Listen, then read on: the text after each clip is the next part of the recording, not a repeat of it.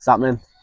Last night, it was a typical Sunday where I sit in my room and I stick Spotify on and I collect my thoughts for the week that had just gone. And when I was in bed last night, I had my Song of the Year 2024 on, Sweet Disposition by the Temper Trap. And that became my Song of the Year whilst I was travelling. And I saw it on like a football edit and I was like, oh my God, I remember that song from years ago. And then for the rest of the trip, pretty much from week one when I heard it, I then just had it on repeat the whole trip. And then it became the song of the holiday, the song of the year, 2024. And I was always thinking, what does it mean? What does that title symbolise?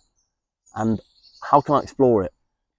And last night, I had it on. I was like, I haven't discussed that yet. So let's do it today.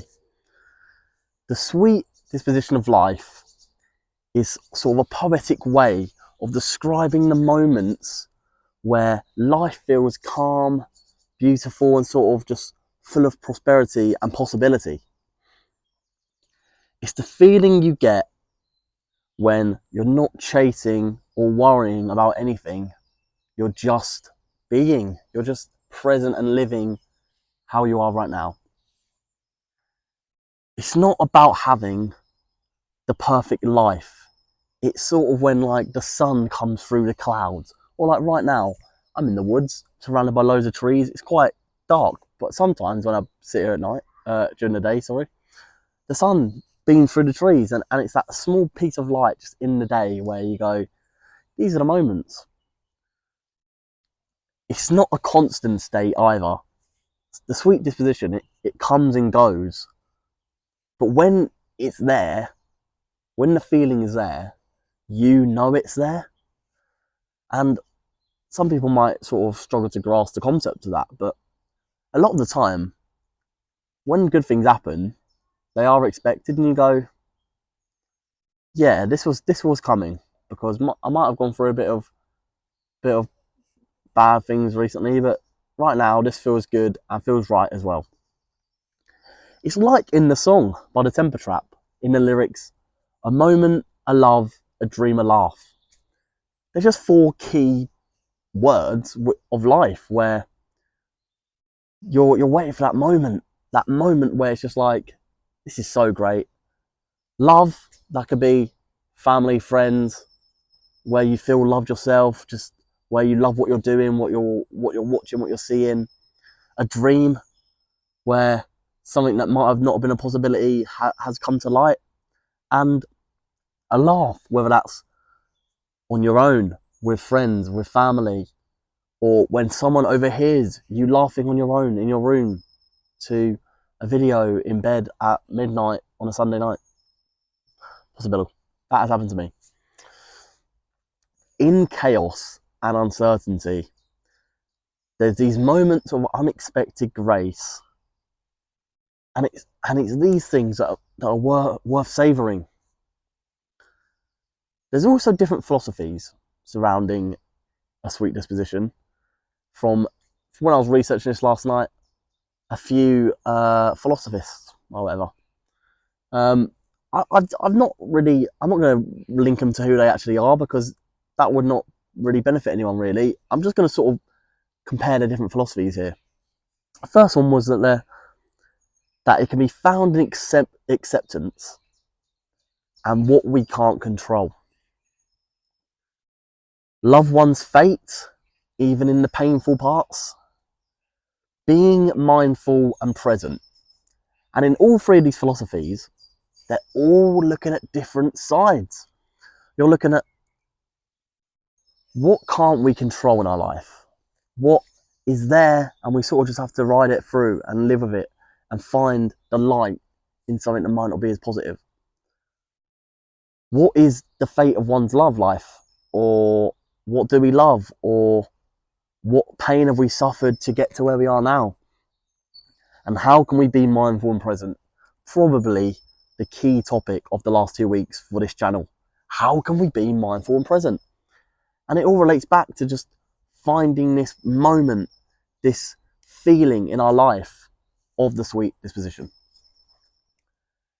in the cracks between noise, you get reminded that this moment, so for me right now, I'm just in the woods chilling. I've been gym. I'm just sort of like, I'm relaxing. I'm letting my body just heal, letting the muscles heal, grow.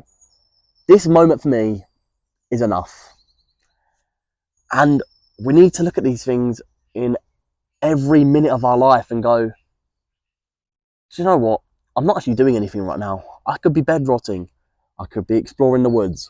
I could be out with my family. I could be at a restaurant. But the moment I'm in right now is enough for me.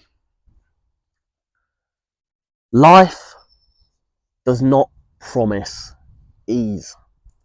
We were born into this paradox where things change every day. But it's the moments when even our struggles and the idea of when I get through this struggle will be worth it, and we'll come out on the other side and we'll be like, that was hard, but I'm really happy I pushed through and got through that moment that was hard. The sweet disposition of life, it's not a destination. It's a way of seeing. Holding wonder in one hand and pain in the other, without letting them both consume you, is how we can have the most balance to live this life where we need this wonder to go and explore. However, like with the philosophies a minute ago that I've just mentioned, we also need pain and feelings where not everything's meant to be happy-go-lucky, jolly, like positive. We need bad things to happen so that we can learn and create the ultimate balance of life where it's not exactly a mistake. It's sort of just a struggle that sometimes we might not even be able to control. And the wonder and pain, they arise when we cultivate complete emotional control of ourselves. It's a skill being able to balance both in two hands rather than letting them consume you. By not suppressing our feelings, we're able to respond to what we're doing better. Mastering our inner world, our brain, our movements, our behaviors, it unlocks this quiet strength that allows us to sort of experience life and its beauty without the excess turmoil that might be following us at all stages. And just by living in this like experiencing these moments and going, that's enough for me, or just like laughing when no one's there, or talking to yourself in the woods when no one's around. Just do it, because it just gives you the moments and joy of just the small things which we need to just stay happy and stay present and sort of just put everything that we're good at together whilst embracing what we know and our knowledge of what we want happiness to be. And that's how we're going to do it.